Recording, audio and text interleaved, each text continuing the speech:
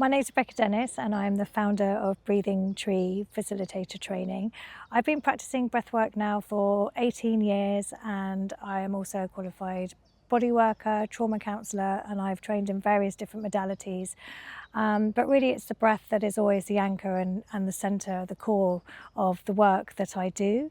Over the years I've adapted how I teach breathwork and I've discovered and picked up a lot of knowledge. So on the training we don't only teach conscious connected breath, we adapt the breath to be suitable for the client, as we really look at the client history, we look at contraindications, and some people require a lot gentler pacing. Trauma-informed gets banded around a lot, and but for the reason why we feel that it's very, very important, it really is the roots of our work, is not only to look at, it's not only having that skill set and that expertise of working with clients, but it's also looking at your own trauma and what you're carrying, as sometimes it can trigger you when you're working with a client. There can be transference, there can be counter-transference, and how to just be a compassionate witness to that and observe that and learn from it, and still creates a very safe space for your own client.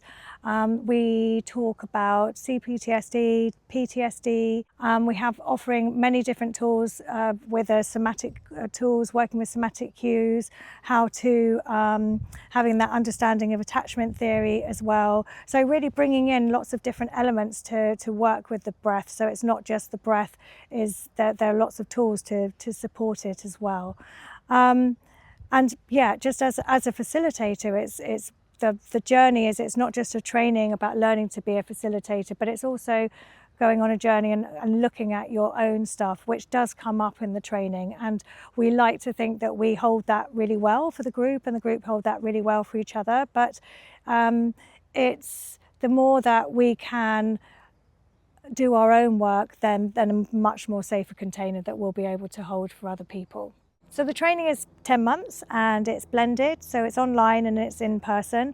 The in-person are immersions, and those are really, really important elements, because when you're working with bodies and you're working with body work and you're working with the breath, you really need to be there in person to witness breathing patterns and to be able to learn the body work. Because these sort of things you can't learn online. So for the first 2 months, we really focus on the science of breath and functional breathing. And so it's a very grounded training where we talk about the mechanics of breath and the physiology and the anatomy. So we have this really deep understanding of what's happening in the body from a science perspective. We have neuroscience experts, we have fascia experts, anatomy experts also working with us. Science is ever evolving, and so the theories that we share, we encourage our students to hold those theories lightly, but also it's really important to have that knowledge and have that science-based knowledge as well as the therapeutic side. So in the training there are 50 case studies for our students to complete, and we start with the case studies around halfway through the training. The first 20 case studies are really understanding about somatic cues, feeling confident working with the body and reading breathing patterns. And then after those first 20 case studies, then we all meet in immersion and we go deeper into conscious connected breath.